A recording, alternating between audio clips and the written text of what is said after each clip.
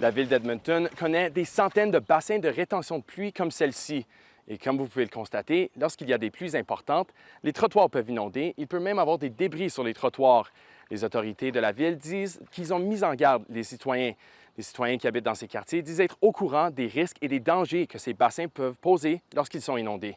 But if there's like Canadian geese, then stand quite a bit of a distance. So we should take care of that one. Okay, we know how knowledge, and so we should keep some barriers or some other protectors on the walls or on the top of these ponds.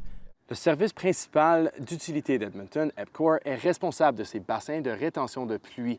Il y a des courants d'eau importants à l'intérieur de ces bassins qui peuvent changer le niveau de l'eau. À l'intérieur, il y a aussi des polluants tels que des fluides automobiles ou même des engrais. Le fond est aussi boueux et glissant, ce qui peut dire qu'on peut être y coincé facilement.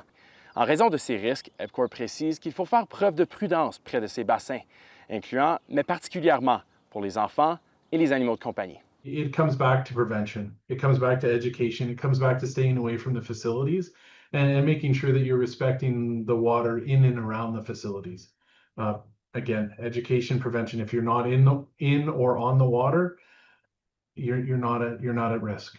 Être confirme qu'il y a plus de 240 de ces bassins de rétention de pluie à Edmonton. Le service était même en mesure de confirmer qu'il y a eu des incidents jusqu'à présent cette année, mais n'était pas en mesure de confirmer exactement combien d'incidents qu'il y a eu, ni les circonstances. Ici Perreaux, Radio-Canada, Edmonton.